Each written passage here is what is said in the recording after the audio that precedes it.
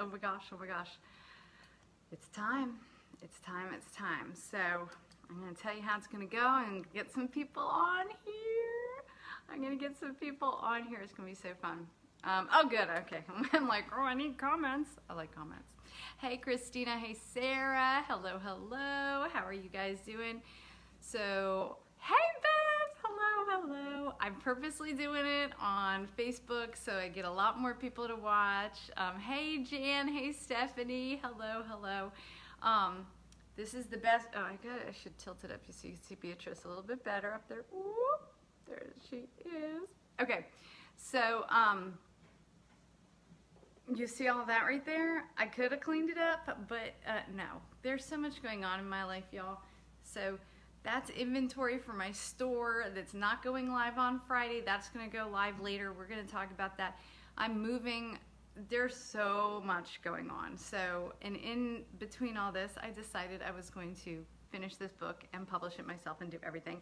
So, hey Brandon, hello, hello. So for my Storytime Live family that are tuning in on Facebook, and I'm making y'all go back and forth between YouTube and Facebook, this is gonna be a little bit different. So we're not gonna do the typical Storytime Live format because I got a lot of stuff I wanna show you guys and tell you. It's so exciting, some fun stories. So this is all about Cordelia and the Whale tonight, but I will be reading a chapter, a section of Cordelia and the Whale. So there will be a story at the end and there will be giveaways. Okay, so hey Megan, hey Kristen, hello, hello. Okay, this necklace is from Amy Hughes. You're naming me. I'm like, oh my gosh, Amy Hughes. And yeah, so she, let me see, so you can get my necklace in and see Beatrice. There we go. So I want to start, you guys, and tell you a quick story, okay? It's good, it's fun, I promise, and I will leave this recording up, but you don't want to miss it live. It's so much more fun. Okay, how did this all happen? Cordelia and the Whale. Let me tell you very, very quickly. I don't know, like 4 years ago, I went to a writer's retreat, you guys, because I wanted to write a novel, a chapter book, right? So I went to this writer's retreat with Emma Dryden, who is an editor I hired for Dogs, Dogs, and Cats, Cats when it was getting rejected for years and years and years. And I hired her, and not kidding you, after she edited those 2 picture books, they got bought 2 weeks later by Kira Lynn with Kane Miller as Worm Books and More, right? They're my publisher. They published 6 of my books so far. They're publishing 2 more of my books in the spring. I love them to death, right? But I wanted to write a novel, and I didn't know how to write it. I didn't go to school for that, you guys. I went to school for math and science and art. I took AP English a zillion years ago in high school. I don't know nothing about nothing, right? I don't do writers, like people ask me to do writers things for schools. I'm like, no, that's not what I do. Okay, don't let me get off track. Okay, so here I am at this writer's retreat, you know, and I'm published and I got all these picture books and everybody's like, oh my gosh, look at all your books. That's awesome. And I'm like, yeah, it's awesome, but I don't know how to write like a novel. So I'm learning and I'm getting intimidated, you guys. It is like, I don't know how, what am I doing? I have no business being here. I was surrounded by 10 other women that knew how to write, and they knew how to write really, really well, and I didn't. I didn't know the names of stuff. I didn't know how to write anything. I'm like, yeah, this, So I would go run around the island. It was at Martha's Vineyard, and in the mornings to get my stress out, like I walk a lot now, and I was running on the island, and I would run, and I'd end up in a cemetery, right? It's just how I do stress before I would go in and have this, you know, this 5 hours of teaching, and me realize I don't know what I'm doing, and I'm no writer, and I have no business saying I'm a writer. Like that's what was going on. So I'm walking through the cemetery. I swear all this comes together. Stay with me, people. It's really a good story. There's such a good story. So I'm walking in the cemetery, and I love cemeteries because I think of all the people and all their stories and everything, and I say out loud, it's 6 in the morning, no one's around, nobody can see Crazy Lady, and I say, if anybody out here has a story to tell, I can tell your story, but I can only do it in a picture book because apparently I don't know how to write anything else but picture books. But I can write your story down, right? Whoop, I'm drawn to a tombstone, no joke, still have the picture, Cordelia on it, right?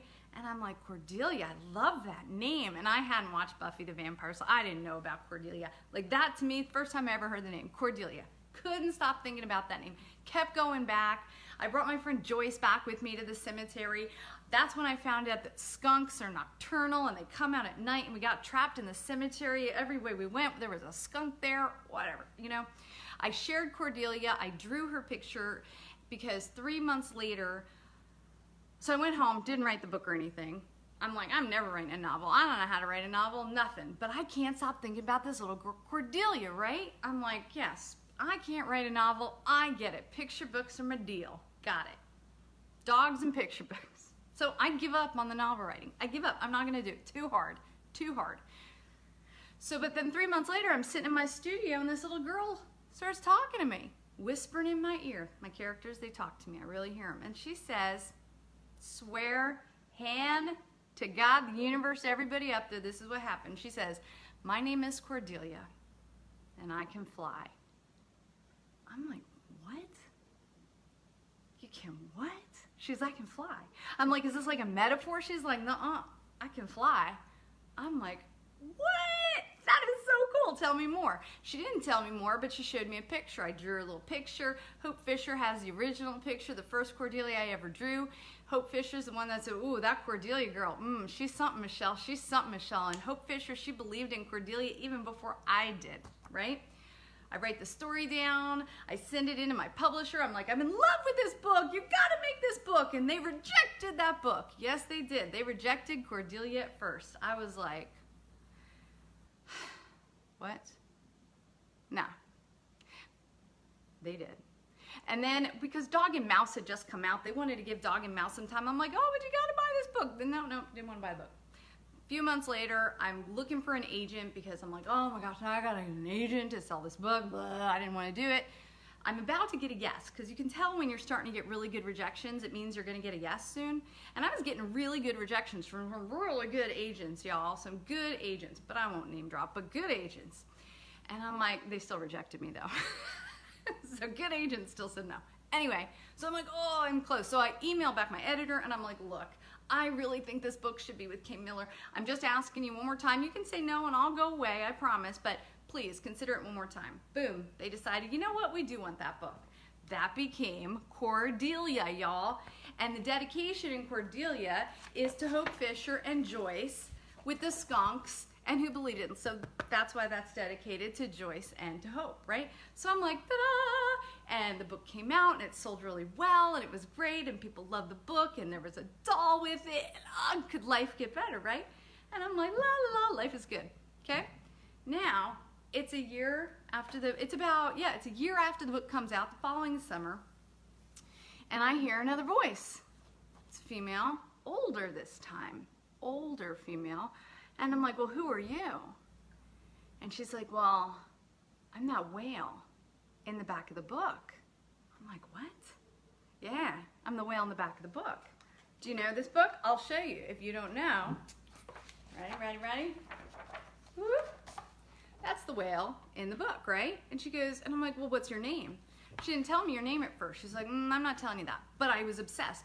I painted that big giant painting up there that summer. And it says, dream higher than the sky and deeper than the sea. And I would paint that and go down to the ocean and float in the ocean like, what's your name? What's your name? What's your name? Couldn't figure it out. The whole time I'm painting it, I'm asking her, what's your name? What's your name? Finally, she tells me. I thought it was Eleanor for a little while. It was Beatrice. She told me her name was Beatrice. I'm like, all right, that's your name. That's your name. What? So then I get obsessed like, she's like, you got to tell the story. I taught Cordelia how to fly. And I'm like, what? She's like, yeah, and I'm 904 years old. And I was like, what? And she's like, that's right, I'm 904 years old. Figure that one out, writer lady. Oh, you guys. And that's when I knew I had to write a book that I didn't want to write because I don't know how. Because I don't write big books with lots of words. I write little books with 500 words, and I make pictures for them. That's what I do. That's my comfort zone, y'all. And Beatrice is like, that's too bad for you because you're writing a really long book and you better figure out how to do it because you're not so good at it. You better figure it out. So I started writing. And I had this great idea. I thought, I'm going to write a chapter a week on Storytime. And as I write a chapter a week, the book will unfold. And at the end of however many weeks, I'll have this book. Yeah, that didn't work at all. Like, I didn't know how to write. Like, didn't know how to write like that, didn't know how to write like bad idea. So I'm like, I'm not doing this. But still that Beatrice, she's like, oh, you're doing it, you're doing it. And then I was at school visits and kids are like, well, are you gonna write a chapter book? And out of my mouth, telling 4th and 5th grade boys, especially boys were super interested in my chapter books.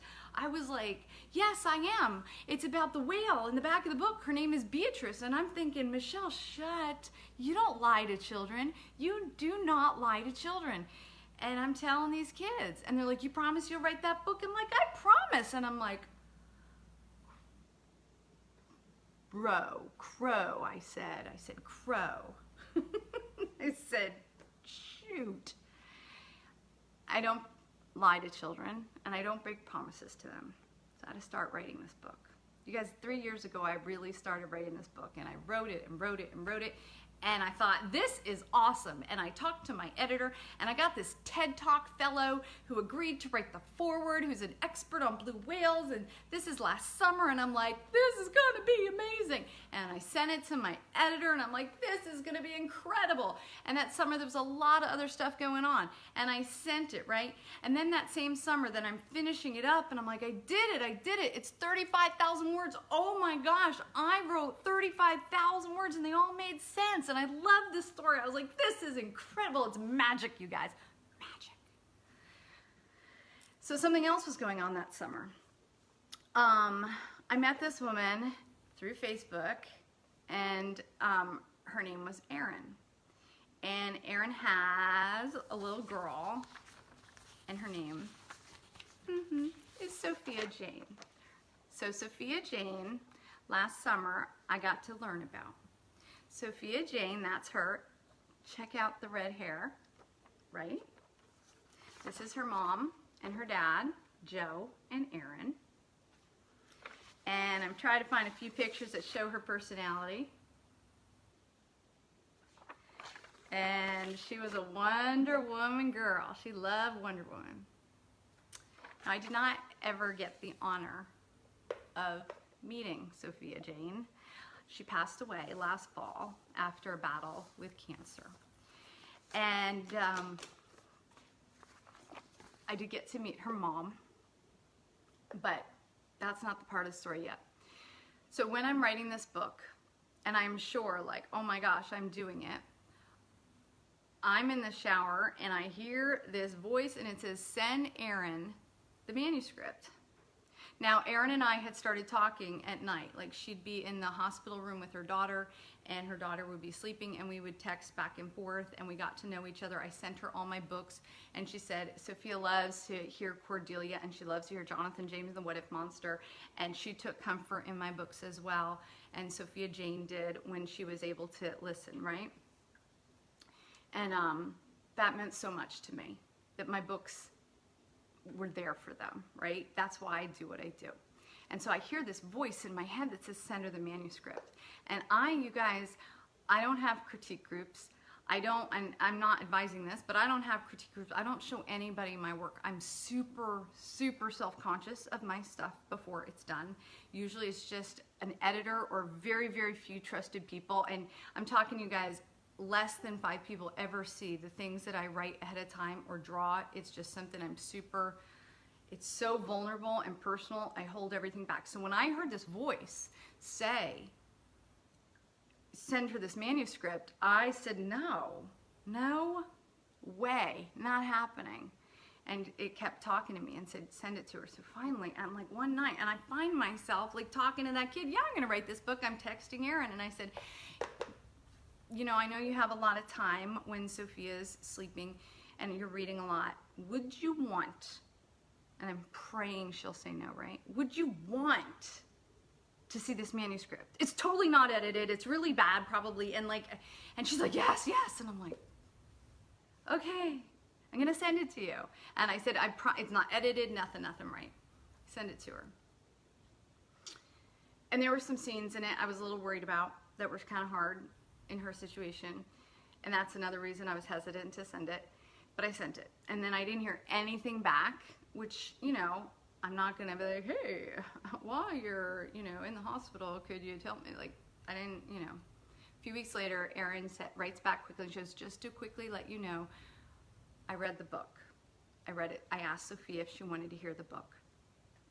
And at this point, there was not a lot of lucidity with her. And she said, I asked her if I could read the book, The Woman That Wrote Cordelia and Jonathan James and the What If Monster, and she said yes.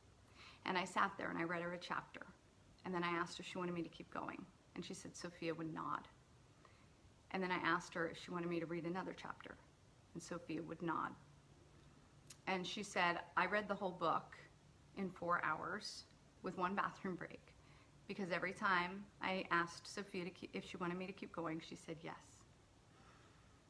So Sophia Jane, 6-year-old, is the only child who has ever heard this story in completion, right?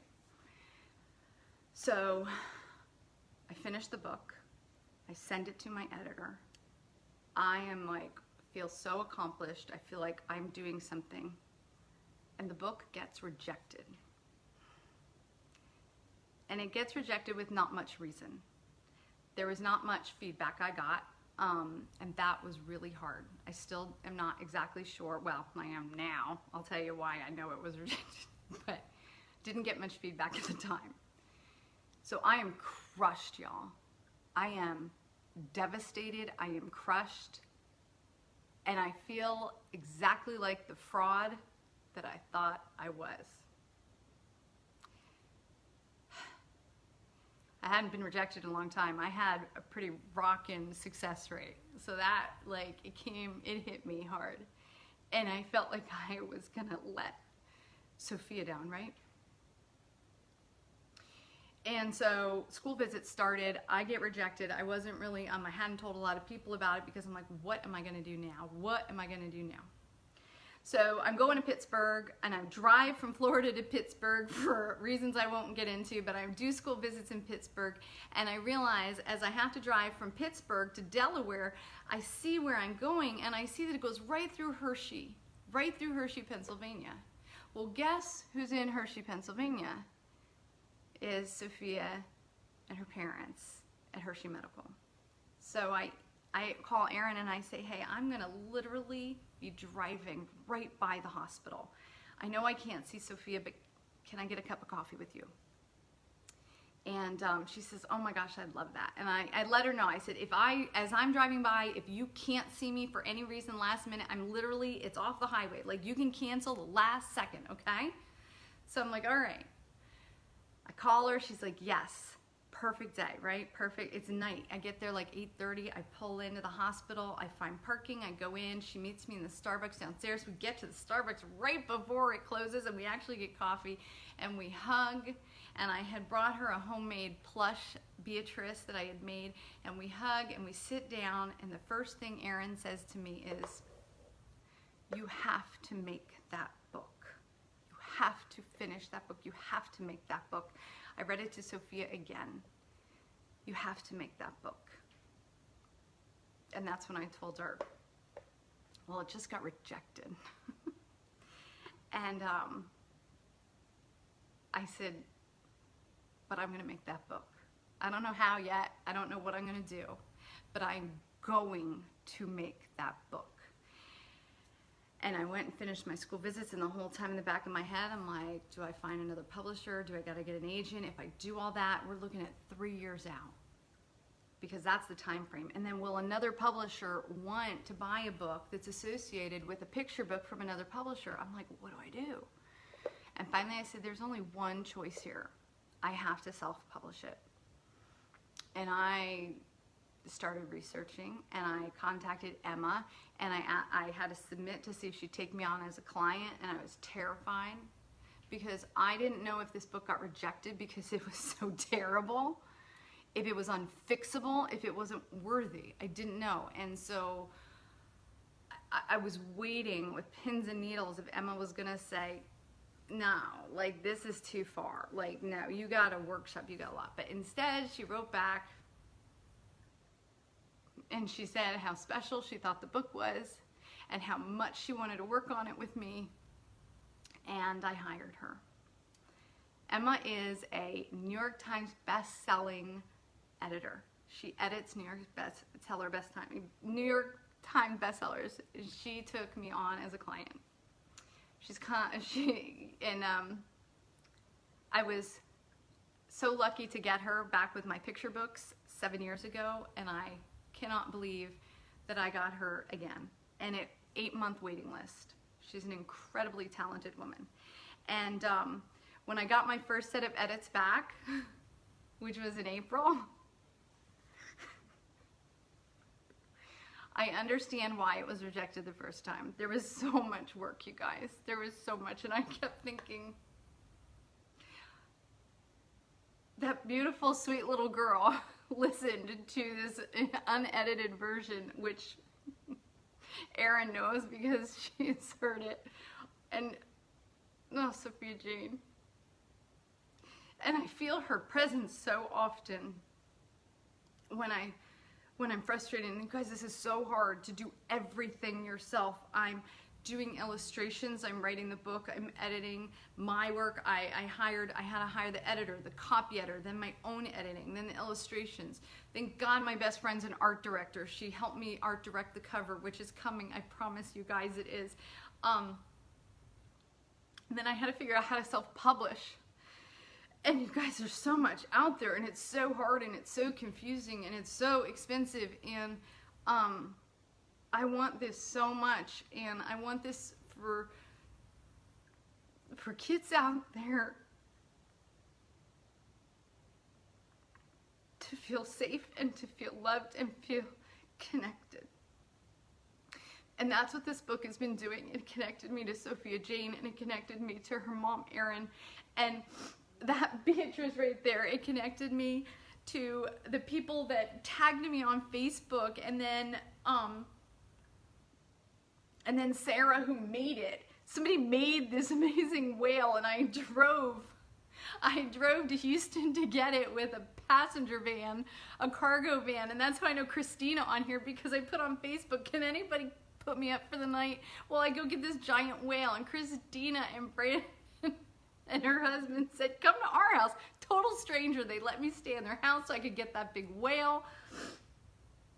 And I had just moved here, and I didn't know anybody, and my husband was on his drill weekend, and I asked a neighbor I barely knew, hey, you got teenage kids, I don't know how to get this whale into my house out of the van. And they showed up. They showed up. And this book keeps connecting me with people. And somebody tagged me for this whale, because people are tagging me a lot with whales, right? And this woman makes these whales, and she sells them, and the money she makes, she helps these moms and these kids in Uganda. And I was like, what? So then we start talking, and then I find out about this girl named Esther in Uganda who's 16, and her parents were gonna marry her off because they couldn't afford her education anymore. So now I'm sponsoring Esther to finish her education so she doesn't have to get married, so she can have a future of, if she wants to get married, or if she wants to do, she can do both. She can be educated and be married. And every month I send money for Esther. And now I'm going to Uganda with them next July, and I'm gonna meet Esther, and it's all the connection of this book. And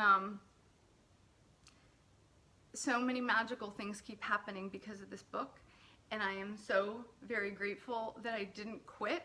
I am so grateful that I made that promise to those kids in school. I'm so grateful that I promised Erin and Sophia, no matter what, I would finish this book, and I will. I am so close. And so on Friday, I'm doing my pre-sales, and they're going to be in paperback and in hardback. And the pre-orders are going to be hand-signed. Hand-signed, of course they're going to be hand-signed if I sign them. They're going to be signed, and there will be a limited number. At some point I'll cut it off because I'm going to mail all of these out. I don't know what the cutoff number is. And I'm also having plushes made.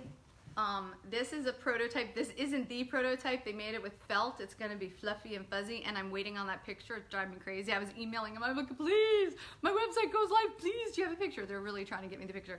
But look, it's embroidered with Beatrice's heart and love, and there's going to be no hard parts. It'll be fine for little 2-year-olds, no chokeable hazard. So you're going to be able to pre-order these. There's only 500 of these right now, and I don't know exactly how many books that where I'll do the cutoff for pre-sales, and then they'll be available though. They'll be available on Amazon, on Barnes & Noble, and on my website. They'll be available online after this. And then hopefully, once you guys read it, you'll go out and tell other people in bookstores if you want the book, okay? I didn't mean to get super emotional there. I had a feeling I might. It's just an amazing story of connection that this book has done between Emma and Sophia and Aaron and Christina and Sarah, and I mean, there's so many people interconnected in this, and you guys, every single one of you watching, and I've been sharing this, and I'm so invested now, and I'm going to do a course after this, by the way, and teach people how to do this, because it's hard, and I'm going to help you, because I figured a lot of it out, but I'm still working on it. All right, so now this is what we're going to do. I'm about to show you the cover. I'm about to show you a couple inside illustrations, and then I'm going to read a section of it, and then we're going to do the giveaway.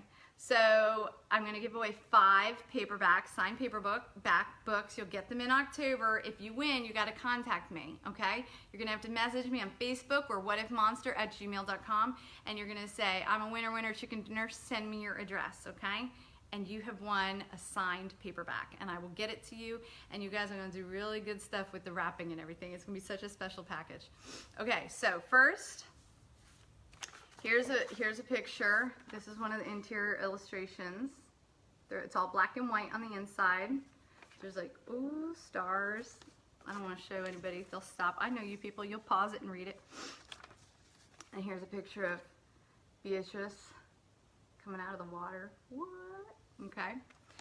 And, okay. You guys ready? I freaked out today. I was like, what am I doing? I don't know how to draw. What am I doing? Oh my gosh, I'm not doing this. I'm not, like, there's a lot of freak out moments. My best friend Melinda helped me art direct the cover. She's a genius. She helped. I could not have done this without her. So this is the cover of Cordelia and the Whale.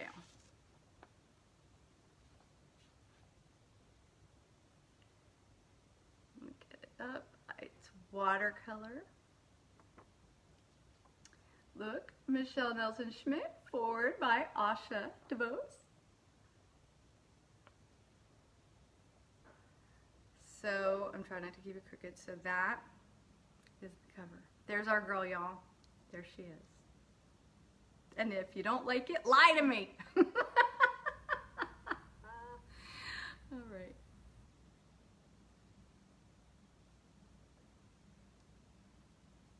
And it's not this big. The color, the size is going to be, the size of the book is about this size. It's 5 by 8. And this isn't, if you haven't read this book, it's a really good book. But it's going to be about this size. So it's not as big as this. It just showed it big for you guys. So I hope you like it. And if you don't, lie to me. All right, so now I'm going to read a little bit of chapter 6, and then we're going to do prizes after that.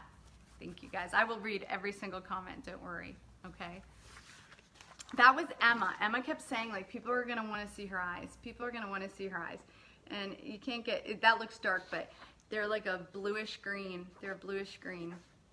Aww. Thank you, Hope. Thank you, Hope. Oh, thank you, guys. Thank you. I was so scared, you guys. I was so scared. I'm not the best of anything. I'm not the best illustrator. I'm not the best writer. I might be one of the best marketers. I love to market, but I know I'm not the best. But boy, I try so hard. I try so hard because I love kids so much and I love making them smile. Okay, chapter 6, the beginning. And we'll do prizes right after this. But Cordelia stammered as the words sank in. How can I hear you? If you're a whale, all humans can talk to most animals if they tried. But most humans are in such a hurry, going from one place to another, worrying about this or that there's little chance of anyone being able to hear anymore. Lots of humans used to hear the animals, but that was a long time ago. Sure, a trick was being played on her, Cordelia stood up. Oh, really? Come closer so I can see you then, giant 904-year-old blue whale named Beatrice. Cordelia was sure she was about to see a rowboat of her classmates pull up with a recording of some kind, and they would start laughing at her, calling her a weirdo. The water began to swish and sway up against the pilings, and suddenly Cordelia was looking into the giant eye of a massive blue whale catching the moonlight. Oh! Cordelia stumbled back, falling over her feet, landing hard on her bottom. She stared at the huge eye of the ancient blue whale, and it stared back. But how? This can't be real. I don't understand. What's happening? You're hearing my thoughts, Cordelia. You do hear me, don't you? Yes, Cordelia whispered. I hear you. That's real. I'm able to project my thoughts and make them into audible sound waves. You don't have to understand how I do this right now, but you can hear me. That proves what I've known for so many years, that I was right. You're the one. Cordelia's mind was racing. Was she dreaming? Maybe this wasn't real, but if she was talking to a whale and a whale was talking back to her, she wanted answers. Why are you here? I was drawn to you, child, drawn to you as if you were a beacon for my heart, finding my way home to you. Drawn to me? Why me? I've been waiting for you so long, hoping to find someone like you for years, so many years, and finally I felt you, the year you were born. I've been swimming by your island, checking up on you year after year, waiting until it was time to meet you. And why you? Because you're special, Cordelia. A blue whale had been keeping track of her for her entire life. This was crazy and amazing and kind of magical. She shook her head. I'm nothing special, Beatrice. I'm just an ordinary girl. I don't even have any friends. People think I'm weird and strange. I'm not even ordinary. Oh, you are many things. So many things, and you're right, you are anything but ordinary. You're extraordinary, Cordelia. Of that, I'm certain. Extraordinary? But what if I don't want to be extraordinary? What if I just want to be a regular, normal person? Extraordinary just seems like a special way of saying weird. Beatrice made a deep sound like a sigh. You humans, all capable of so much, all able to do so very much, and yet most humans do nothing with what they have. Humans see magic every day and call it luck or coincidence. So many are content to walk through their days half asleep, not realizing, not understanding. Understanding what? Understanding that everyone is extraordinary. Everyone is born extraordinary, born with so much magic. It stuns me how so few of you use it. Magic? Oh, yes, magic. Humans have abilities far greater than they realize, all of you. And every once in a while, a human, a very special human, is born into this world who can wake everyone else up. Born to shake sleepy human beings and jerk everyone out of their sleepwalking days to make them understand the gifts so many are squandering. Someone like you to help humans remember that everyone is extraordinary. And you think that's me? Child, I was not summoned to swim the vastness of the seven seas, searching for hundreds of years without a reason. I was sent most definitely for you. To teach you. Who sent you? And to teach me what exactly? Beatrice paused a moment. Those are questions I can't answer yet, Cordelia, but eventually you'll have all the answers you need. But I don't understand. This makes no sense. I'm talking to a whale, and you're talking back. It's just impossible. And how are you 904 years old? How is that even possible? I must go now, child. I'm tired. It will all make sense in time. Meet me here again tomorrow night. I'll tell you more. tomorrow night. But I can't come tomorrow. I have... Cordelia stopped talking as the massive head slipped gently beneath the surface of the water. Cordelia stood staring at the ripples, hardly a trace that any of this had actually just happened. What had just happened? Cordelia walked home in a daze. You would have thought she would have run home, telling anyone who would listen she'd just spoken to a whale out loud. But the more she thought it over, even said it out loud to herself, I just had a conversation with a whale. Yep, she talked to me and I talked back. Cordelia realized there was no way anyone would believe her. And besides, everyone thought she was weird enough already. All right. So there you go, you guys. Cordelia and the Whale. So, pre-order on Friday. Help me get this book out, and if you get it and you like it, tell other people. So there we go. I hope that you enjoyed the excerpt. Oh, I gotta give away 5 books. You're like, Miss Michelle. Okay, here we go.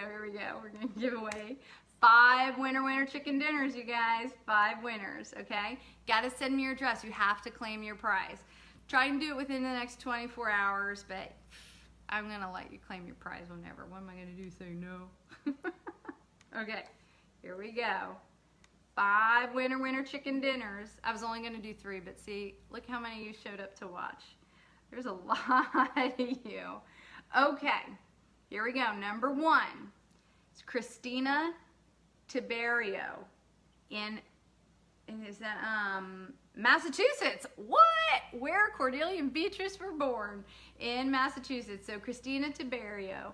Okay, next we have Leah Soul in Maryland. Congratulations, Leah Soul, Christina Tiberio. Then we have Malia Frazier, a regular Storytime Liver in California. Congratulations. Then we have Erin McGargle in Florida. Erin, she gave me gloves too. Oh, she gave me it's a long story, never mind. Anyway, and then we have Tori St. Germain. Congratulations to our winners, Christina Tiberio, Leah Soul, Malia Frazier, Erin McGargle, and you're awesome girls, and Tori St. Germain in Georgia, from where I used to live, right near. So congratulations to our winners. And if you love the book and you didn't win and you gotta have it, please buy it, please buy it, please buy it. I spent a lot of money, but I want you to want it. Only buy the book if you really want the book. Okay, only buy the book. And it is hardcover and it is paperback. It's gonna be $9.99 or $19.99. Those are the prices. The Beatrice is gonna be $19.99. All right, you guys, thank you. Congratulations to the winner. Message me, give me your address. Remember, it won't be until October that you get your book, but it will be signed from yours truly. And Friday, you guys, big reveal. So, brand new website, brand new everything. It's gonna be super fun on Friday, you guys. That's when pre-orders go live. I'm working like a dog, y'all. Well, no, dogs are lazy, especially my dogs. I've been working like whatever animals work really hard, not my dogs. All right, you guys, thank you for tuning in. You made my night. I'm so glad you like the cover. I was freaking out today. I was like, oh, I gotta redo the whole thing. Oh, Noah, my son was thanks, Noah. My son. Oh, Louisa. Oh, hey, Jessica and Chloe. Good night. Oh, thank you, Stephanie. Thank you. Hey, if any kids want shout outs, shout out. I'll give you kids. Oh, yay, Tori. Thank you, Sarah. Yeah, if anybody wants a good night shout out. Oh, Big Mama and Jessie, hello. And hey, Kay, hello. Hey, nope, you didn't crash it. Hey, April, you're getting, I haven't mailed your book yet, but it's on my list. Oh, thank you, guys. Thank you for tuning in. Thank you, Cindy. Thank you. Bye, guys. Oh, I see my mom up there. I see Melinda up there. Hey, Vanessa. Hey, Elizabeth. All right, you guys. I hope you liked my stories. There was, I'm sure, stuff I left out, but I told everything I wanted to say. And you guys, whew, Just if you have something that you want to do and you're scared, do it anyway. I mean, walk through the fear. I've been terrified for this whole past year doing this, and it's scary. But boy, I've never felt more alive. And I'm way more curious to see how this is going to go than I am about how I could mess it up or it could fail. Because no matter what, it's going to be worth it. No matter what, I'm going to learn. And anybody out there, if you're wondering if this is, you know, you need a sign, this is your sign. Go do the thing. Go do the thing. Go do the thing. Even if it's scary, even if it's terrifying, even if you mess up so bad and it all goes crashing down, you're still going to be glad you did the thing because you're going to learn so much from it. And who knows? Maybe I'm going to come crashing down, but whatever. You guys are going to be with me, so it'll be great. Bye, guys. I love you so much. See you later. Hey, Bia. Good night, good night. Good night, John and Vanessa. Good night, good night. Aw, good night, Amy. Good night, guys. I'm gonna go make some dinner. I'm starving. Good night. This wasn't a typical Storytime Live, but I'll do the pinky promise if you guys want to. I'll do the pinky promise. Guys, repeat after me. I promise, Miss Michelle, I'm gonna follow my heart. Hey, Kason, I'm gonna follow my dreams with everything I got. Good night, Jonathan. No matter what, good night, Ashley and Raylene. No matter what if, and I'll tell her one day. All right, you guys. Sweet dreams, kitties. Good night. Congratulations to the winners. Thank you for watching, you guys. I so appreciate every single one of you. Oh. All right, you guys. Bye. Here, what? If you want to go back and watch, I read a chapter, but here is the cover reveal if you just are tuning in. This is the cover, you guys. Hey, Caitlin. There you go. There you go. Bye, guys. Good night. Oh, my doggies are here. Hey, Cornflake. Hey, Cornflake, what's up? Say hi. Hi. Say hi. Cornflake, come here. Look, bonus footage of Cornflaker. Cornflaker. Bye, guys.